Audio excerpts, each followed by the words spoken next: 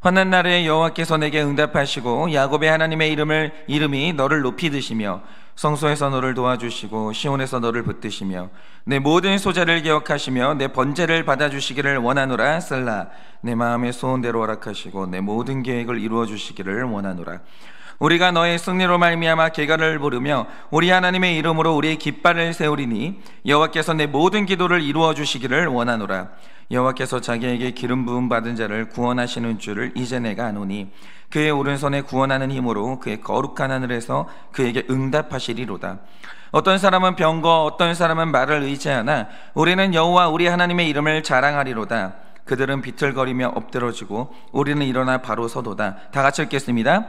여호와여 왕을 구원하소서. 우리가 부를 때 우리에게 응답하소서. 아멘. 기도하겠습니다. 하나님, 오늘도 하나님께서 우리의 도움이시고 또 하나님께서 우리의 힘이라고 우리는 고백을 합니다. 그런데 주님, 우리가 정말 주님께 의지하고 있습니까?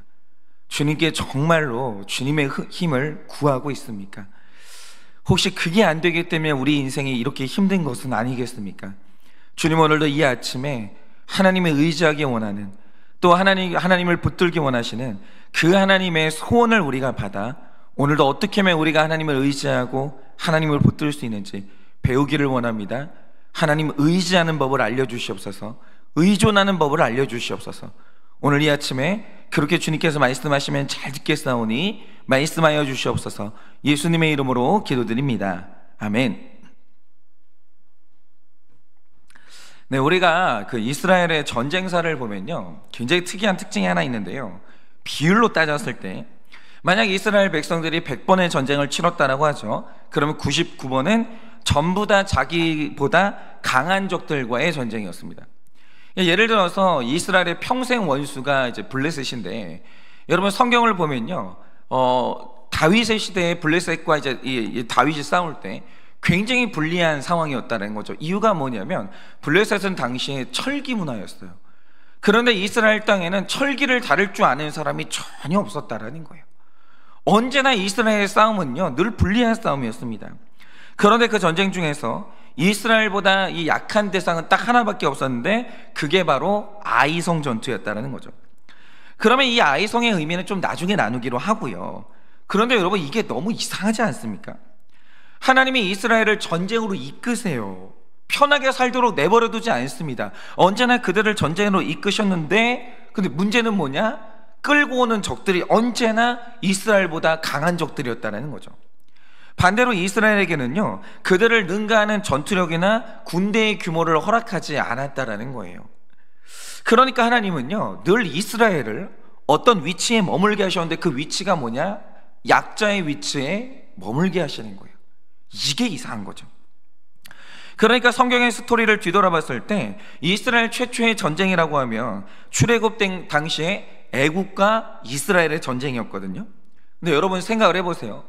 노예들이 이제 쏟아져 나와서 광야로 나왔습니다. 그 뒤를 애굽의 군대가 쫓아오고 있는 거예요. 이 싸움에 승산이 있습니까? 여러분, 이런 게 싸움이라고 할 만합니까?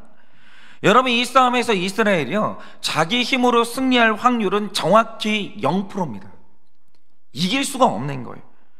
여러분, 당시 히브리인들은 전쟁을 해본 적도 없고 무기도 없는 노예 집단인데, 반대로 애굽은요, 핵무기에 비견되는 기마대와 병거로 무장하고 있었거든요. 그런데 어떻게 이스라엘이 이집트와 싸워서 이기겠습니까? 그러니까 그런 확률은 없는 거예요. 없습니다. 그런데 하나님은 이렇게 연약한 이스라엘 앞에 언제나 이렇게 압도적인 적들을 만나게 하시는 거예요. 그리고 이스라엘 백성들이 드디어 가나안 땅에 입성하던 그날, 그들 앞에 여리고성이 버티고 있었는데 12명의 정찰병이 여리고 군대를 보고 그리고 했던 보고가 뭡니까? 그들에 비하면 우리들은 메뚜기라는 거예요. 그런데 여러분, 많은 사람들이 이걸 자존감이라고 말하는데 그렇지 않습니다. 여러분, 이게 단순히 자존감이 낮아서 했던 보고가 아니고요, 당시 기록을 보면 여리고에는 안악자손이라고 해서 거인족이 살고 있었어요. 그런데 지금도 그렇지만 전통적으로 유대인들의 키가 평균적으로 작거든요. 그러니까 그들이 보고했던 이 어마어마한 덩치의 차이라는 것은 착각이 아니라 객관적인 보고가 맞다라는 거죠. 단순히 자존감이 낮아서 이게 착각을 한 게 아니에요. 여러분, 이렇게 이스라엘 백성들은요, 늘 전쟁을 할 때마다 자신보다 큰 세력과 전쟁을 해왔고 매번 이길 확률이 희박한 전쟁을 했더라는 거죠. 그러니까 여러분 생각을 해보세요. 이스라엘 백성들이 전쟁을 시작한다라고 할 때 그 두려움과 스트레스가 어땠겠어요? 늘 상대방 적들이 나타나는데 나보다 강해요. 나보다 무기가 좋아요. 숫자가 많아요. 얼마나 두려웠겠냐 이거죠. 굉장한 스트레스예요. 그래서 1절이 말하는 것처럼 이스라엘의 전쟁은 늘 축제가 아니라 환란이었어요. 언제나 고난이었다라는 거죠. 그러면 여러분 생각을 해보세요. 이게 우연이 아닌데 하나님은 100% 오르신데 왜 하나님은 이스라엘을 이렇게 늘 불리한 싸움으로 몰고 가시는 걸까? 이유가 뭘까? 하나님은 늘 오르세요. 이유가 있어요. 그럼 그 이유가 뭐냐라는 거죠. 그것은 이렇게 불리한 싸움의 조건만이 이룰 수 있는 하나님의 양육이 있었던 거예요. 그러면 이스라엘이 늘 겪어왔던 이 불리한 전쟁의 의미라는 것은 무엇일까요? 이게 여리고 전투를 보면 알 수 있는데 이 12 정탐꾼의 보고가 있던 날 12명이 봤던 광경이 똑같았습니다. 성벽은 정말 견고하고 튼튼했고요, 그 안에 있었던 인간들은 나보다 훨씬 강하고 컸어요. 그러나 이렇게 똑같은 상황을 보고도 제시하는 비전이 달랐는데 10명의 예상이 뭐였습니까? 저들과 전쟁을 했다가는 우리는 다 죽는다고, 이제 우리는 광야에서 죽게 생겼다라고 통곡을 했어요. 이것도 그럴 만한 근거가 있는 겁니다. 단순히 자존감이 약하고 이들이 꼬여있고 이게 아니에요. 근거가 있었다라는 거죠. 이들이요, 우린 이제 죽었다고 통곡을 했어요. 그런데 이 중에 2명인 여호수아와 갈렙의 비전이 뭡니까? 아니다, 그들은 우리의 비전이고 우리가 저들을 능히 이길 수 있다, 이렇게 얘기를 했어요. 그러면 여러분 보세요. 똑같은 광경을 봤습니다. 똑같은 진단을 했어요. 그런데 나오는 비전이 다른 거예요. 그럼 이유가 뭐겠습니까? 여기부터가 굉장히 중요한데, 상황이 이렇게 절망적인데도 12 정탐꾼의 눈은요, 끝내 자기 자신에서 못 벗어났어요. 나라는 감옥에 갇혀서 빠져나오지를 못했다는 거죠. 여러분 생각을 해보세요. 내가 안 돼요?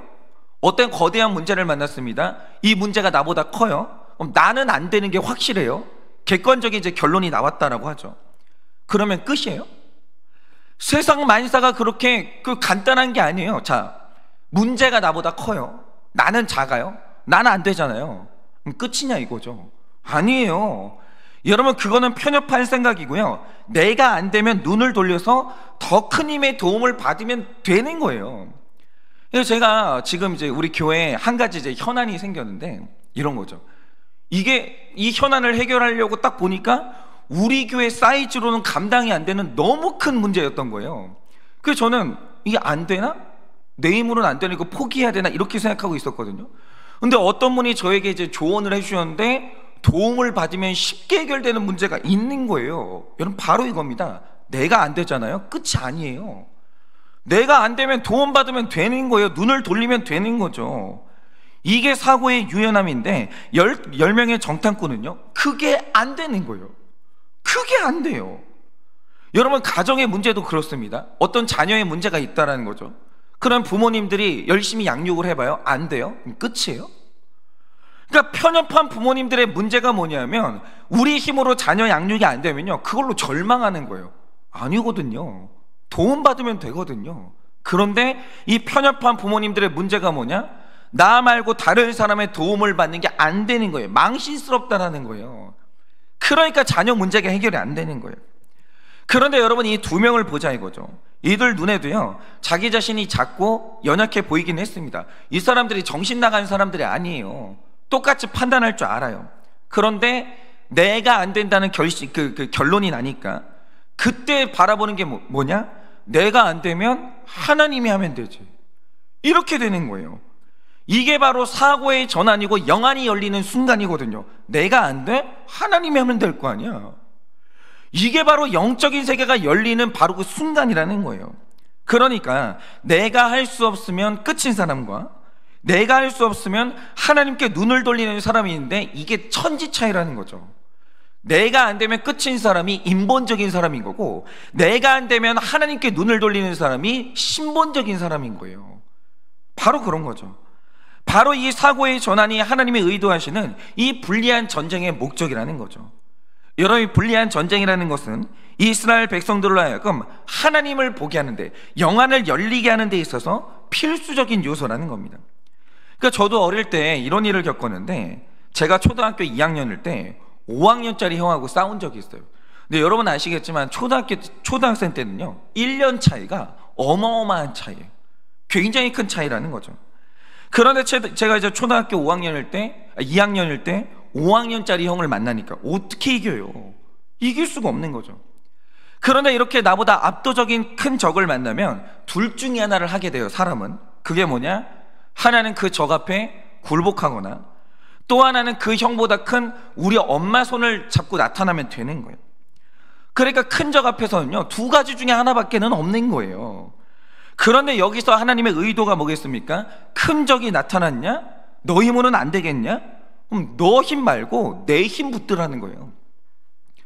사고의 전환을 하라는 거예요. 네가 안 되면 끝이 아니라 네가 안 되면 내가 하면 되지 않니? 이게 하나님의 의도라는 거예요.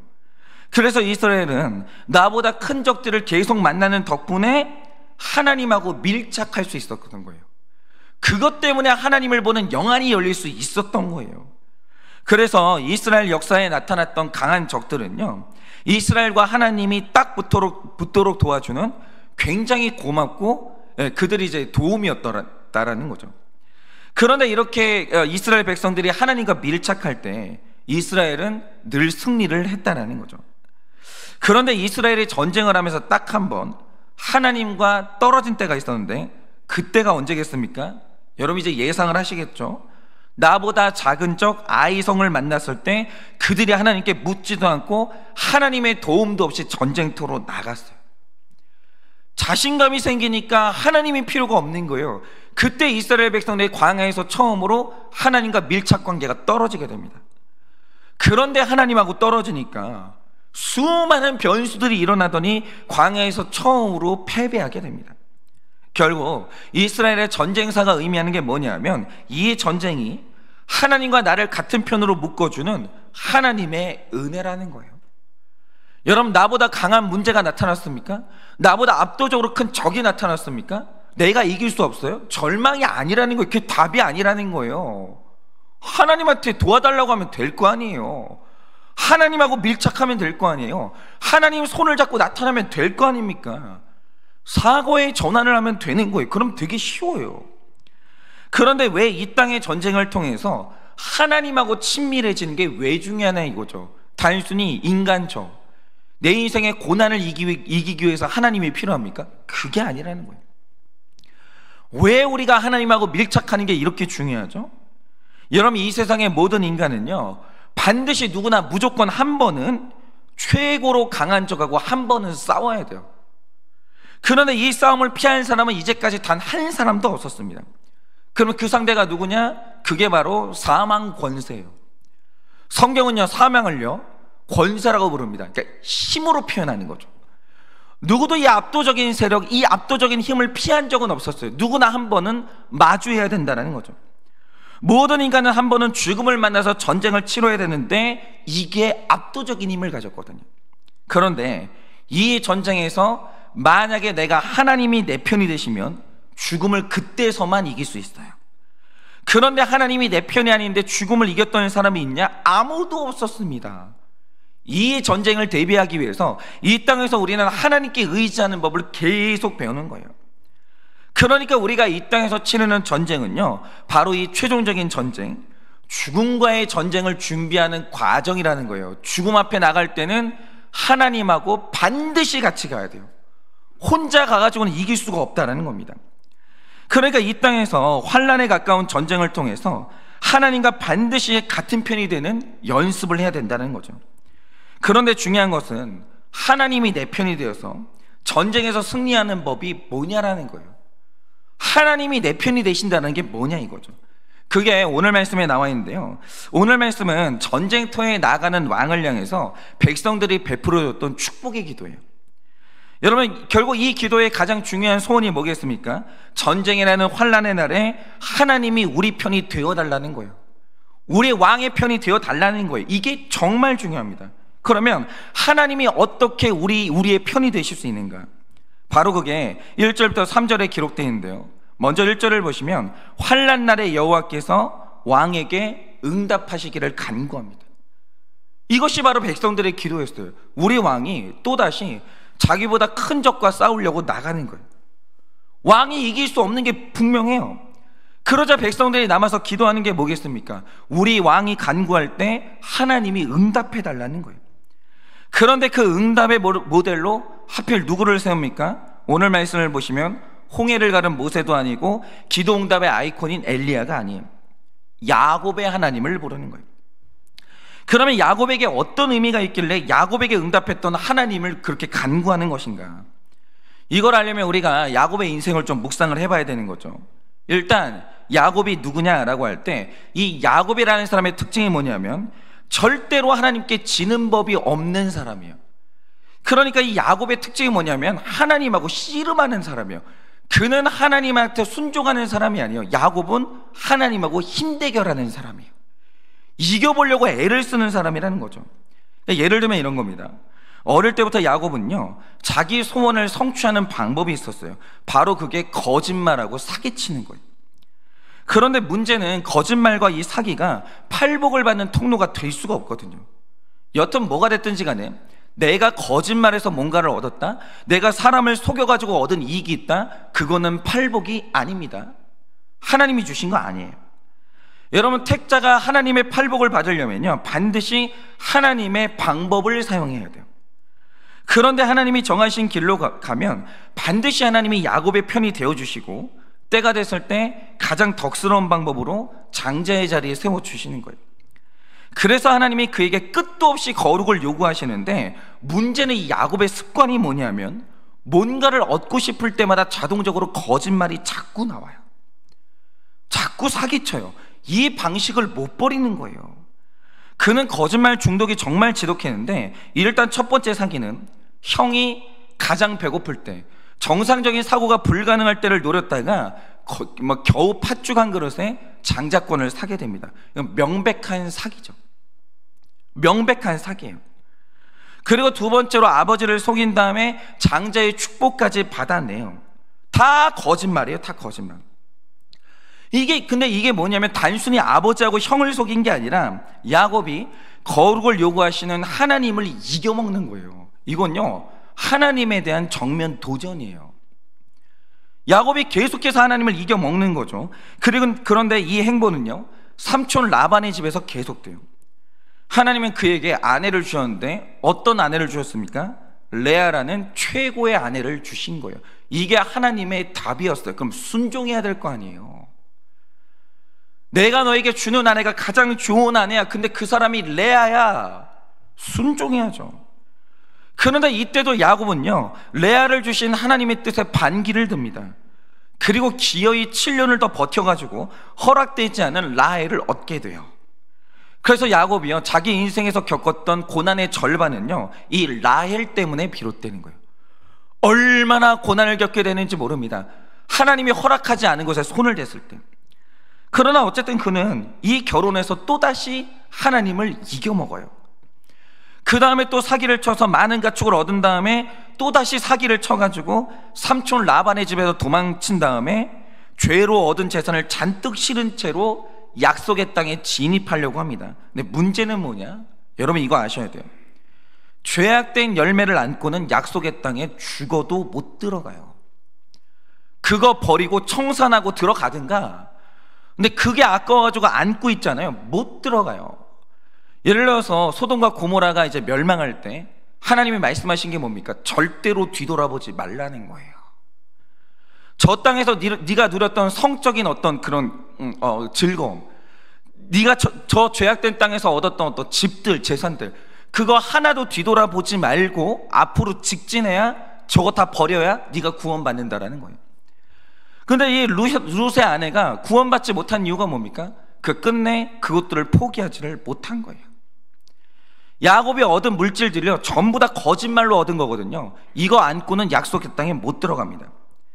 그런데 야곱이 이 지엄한 하나님의 법칙에 도전하면서 죄의 열매를 가득하는 채로 약속의 땅에 진입하려고 시도를 하는 거예요. 그러자 그는 약속의 땅을 눈앞에 두고 하나님과 마지막 전쟁에서 인생 최대의 고비를 맞이하게 돼요. 한참 이제 가나안 땅에 진입을 하고 있는데 종 중에 한 명이 생각지도 못한 절망스러운 보고를 합니다. 그게 뭡니까? 형 에서가 장정 400명을 이끌고 야곱에게 오고 있다는 거예요. 그런데 여러분, 동생이 좋아서 오는 거면 400명이 뭐가 필요해요? 여러분이 400명을 끌고 온다, 이 의미가 뭐겠습니까? 해석의 여지가 없어요. 죽이려고 오는 거예요. 아니, 야곱의 집에 몇 사람이나 있겠어요? 근데 야곱을 이겨먹으려고 400명을 끌고 오는 거예요. 여러분, 이때 야곱으로서는요, 이 전쟁에서 이길 가능성이 전혀 없었습니다. 그런데 이 압도적인 위기에서도 야곱이 하나님을 또 이겨먹으려고 해요. 먼저 그는 전쟁의 소식을 듣고요, 소떼와 양떼를 나누기 시작합니다. 그리고 차례대로 에서에게 보내기 시작하는데 이 행동이 정말 소름 끼치게 영악한 거예요. 왜냐? 여러분, 야곱이 왜 동물떼를 나눴겠습니까? 한 번에 보내면 감동이 줄어들잖아요. 그런데 여러 떼를 나눠가지고 여러 번의 감동을 줘가지고 형의 감정을 풀어보려고 인간적으로 시도를 하는 거예요. 괴계를 하는 게 아니라 형을 또 조종해 보려고 하는 거예요. 즉 야곱이 아직도 자신하는 게 뭐냐면, 우리 형이 얼마나 멍청한데 내가 내 형을 조종할 수 있어, 이러면서 내가 이 400명의 이 고난을 조종할 수 있고 컨트롤할 수 있다라고 확신하는 거예요. 그런데 이 가축대를 보내면서 아무리 기다려봐도 형이 감동했다거나 용서했다거나 이런 소식이 없는 거예요. 여전히 혈기가 충천해가지고 자기를 죽이려고 달려오는 거예요. 그러자 이제 마지막으로 엽기적인 행동을 하는데 결국 라헬과 레아를 두 떼로 나눈 다음에 자기보다 앞서 보내요. 그런데 이게 뭘 의미하겠습니까? 형의 감정을 풀기 위해서 자기 아내들까지 조공으로 바치는 거예요. 둘 중에 봤을 때 형 마음에 드는 여자가 있으면 형이 가지라는 거예요. 이게 야곱이라는 인간이에요. 그리고 나를 용서해달라는 거죠. 얼마나 인본적이에요. 이게 얼마나 파렴치하냐 이거죠. 이러고 천국 가기를 원하는 거예요. 이런 인격의 상태를 해결하지 않고 그가 약속의 땅에 진입하려고 그렇게 애를 쓰고 있는 거예요. 근데 이게 뭐냐? 주님, 저는 변할 수 없으니까 하나님이 변하세요. 내가 하나님을 이겨보겠다는 몸부림인 거예요. 그런데 이 마지막 카드에서도 형이 풀렸다는 소식이 끝내 들려오지 않습니다. 그래서 야곱이 완전히 절망에 사로잡혀서 깊은 밤에 야복강가에 앉아있는 거예요. 이게 뭐냐면 내 힘으로 다 해본 거예요.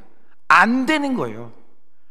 이제 야곱이 도망가지도 못하고요, 형이 만약에 나를 치러 오면 죽겠다라는 심정으로 앉아있는 거예요. 이게 절망인 거죠. 그런데 바로 그때 야복강가에서 하나님이 야곱을 덮치십니다.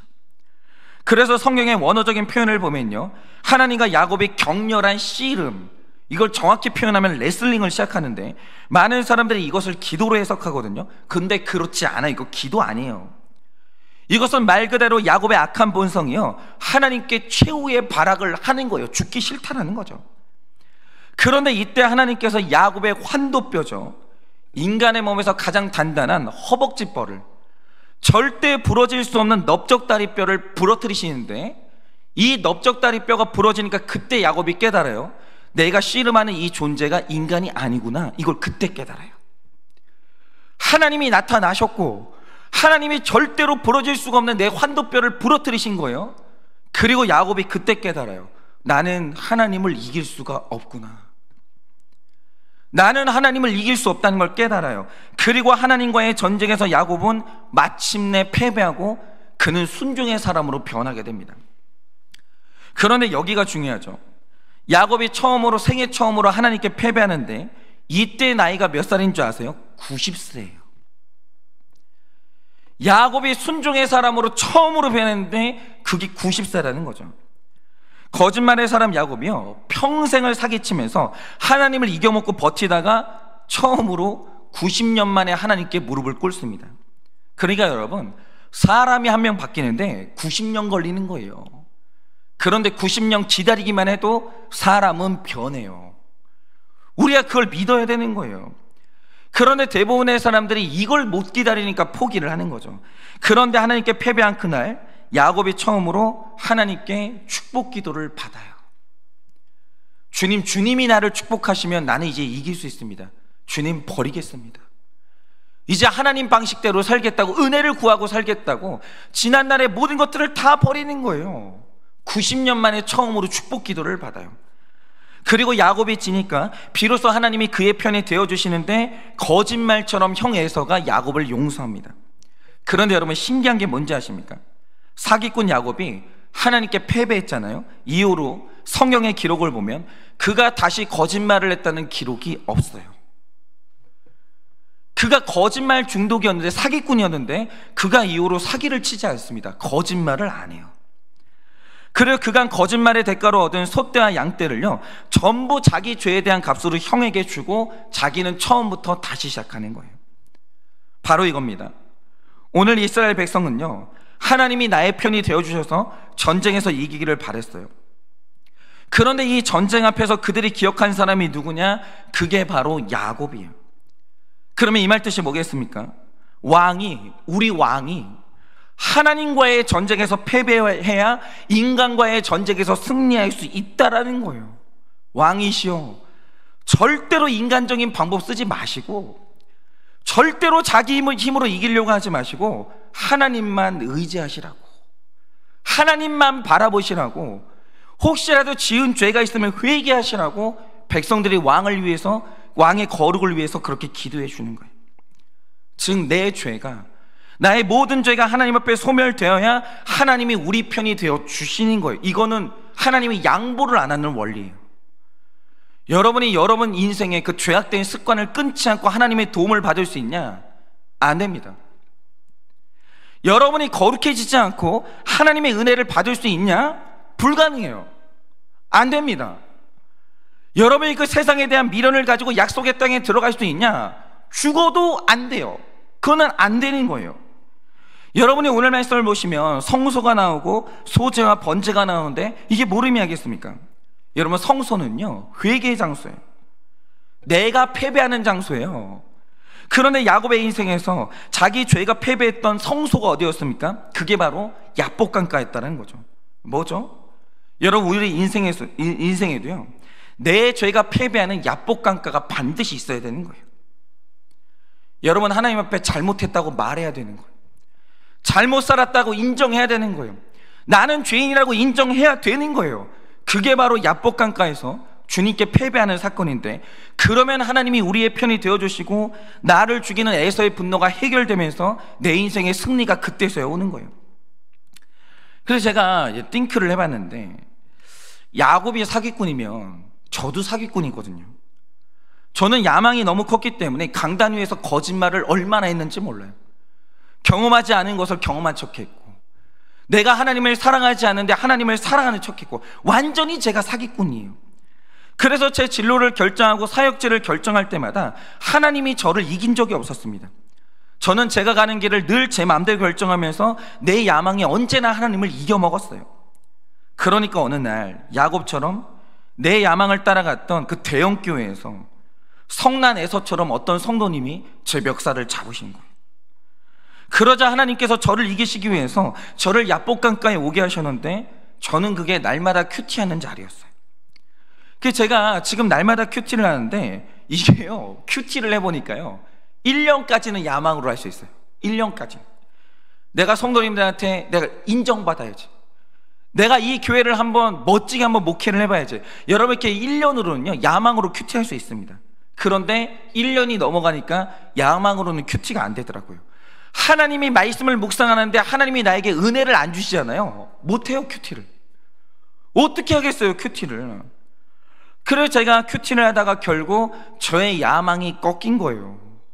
제가 하나님께 고백을 한 거예요. 주님, 죽어도 못하겠다고. 내가 내 야망으로 은혜 받은 척하면서 내가 365일 큐티한다? 주님, 죽어도 못하겠어요. 은혜 주세요. 하나님, 저에게 은혜를 주세요. 그래서 제가 지금도 은혜를 구하면서 이 큐티를 해나가고 있는 거예요. 여러분, 큐티하면서요 제가 먼저 은혜를 못 받잖아요. 큐티를 못해요. 이제 못하겠어요. 5년째 큐티하니까요 하나님이 안 도와주시면 큐티를 못하겠어요. 여러분은 어떠십니까? 여러분, 앞으로 우리가 수많은 인생의 전쟁을 해야 돼요. 얼마나 많은 전쟁이 있어요. 여러분, 제 딸이 1학년이거든요 얘도 벌써 전쟁을 해요. 그러면 우리 아이들이 청소년이 되고 청년이 되고 결혼을 하고 인생을 살아가면서 얼마나 많은 전쟁을 하겠어요. 그리고 마지막에 인생 끝자락에서 죽음이라는 최종적인 적과 전쟁을 해야 되는데, 여러분은 하나님하고 같은 편이 되셨냐고요. 하나님하고 같은 편이 되셨냐고요. 여러분이 이 전쟁을 겪으면서 내가 못한다, 그러므로 내 인생 끝났다, 이 바보예요. 여러분, 내가 이길 수 없는 압도적인 적을 만났습니까? 그게 말하는 게 뭐겠습니까? 이제 네 힘 그만 쓰고 하나님하고 손 잡으라는 거예요. 나는 못한다는 거 인정하고 하나님 손을 잡으라는 거예요. 미리미리 하나님 편이 되라는 거예요. 회개할 거 있으면 인정하고, 죄인인 거 인정하고, 하나님께 도와달라고 겸손하게 요청하라는 거예요. 그러면 하나님 편이 되는 거예요. 그런데 여전히 내 본성을 버리지 못해서 내가 할 수 있어, 난 할 수 있어, 이러면서 하나님 손길을 뿌리치고 있지는 않냐라는 거예요. 여전히 하나님을 이겨먹고 있지는 않냐라는 거예요. 여러분, 바라기는 오늘 이 큐티의 자리가요, 여러분이 패배하는 야복강가가 되셔야 되는 거예요. 여러분, 나는 못한다고 인정하세요. 나는 죄인이라고 인정하세요. 그래서 이제 내 인생의 방식을 버리고 하나님이 나를 도와주지 않으면 나는 할 수 없다라고 하나님께 겸손하게 도움을 청하세요. 여러분, 이 큐티를 하시면서 여러분이 이제 버려야 될 죄가 있으면 버리시고, 하나님하고 전혀 상관이 없는 꿈이 있잖아요, 그것도 버리세요. 고백해야 될 죄가 있으면 그에게 고백을 하세요. 그래서 내 죄는 패배하고 하나님이 나의 편이 되어주셔서 여러분의 전쟁이 끝내는 승리로 끝나기를 예수님의 이름으로 축원을 드립니다. 이 시간 제가 기도하고 축도함으로 예배를 마치겠습니다. 기도하겠습니다. 하나님, 내가 패배해야, 야복강가에서 내가 하나님께 굴복하고 무릎을 꿇어야 하나님이 내 손 잡아주시고 하나님이 나의 편이 되어주시는데, 내가 나의 야망을 버리고 내가 나의 죄악을 버려야 하나님이 내 손 잡아주실 텐데, 우리가 아무것도 버리지 못하니까, 아무것도 인정하지 않고 아무것도 꺾이질 않으니 하나님이 우리를 도우실 수가 없습니다. 그런데 주님, 하나님이 우리를 돕지 않으시면 우린 끝없이 나보다 큰 문제, 나보다 큰 환난, 나보다 큰 적들을 만나면서 고난을 당할 수밖에 없는 것이 세상입니다.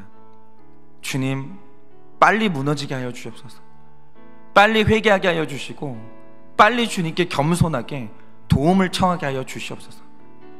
그래서 우리의 인생의 전쟁이 반드시 승리로 끝낼 수 있도록 주님이 나의 편이 되어주시고 나의 힘이 되어주시옵소서. 지금은 우리 주 예수 그리스도의 은혜와 하나님 아버지의 그 크신 사랑과 성령님의 위로하시고 교통하여 주시는 그 역사하심이, 이제는 내가 하나님께 순종의 사람이 되어지고 나의 모든 죄와 나의 모든 야망을 버리고 하나님의 도우심을 받아 나의 인생의 전쟁을 승리로 마침표를 찍기를 원하는 사랑하는 우리 모든 성도들의 머리 위에 지금으로부터 영원 무궁토록 함께 있을지어다. 아멘.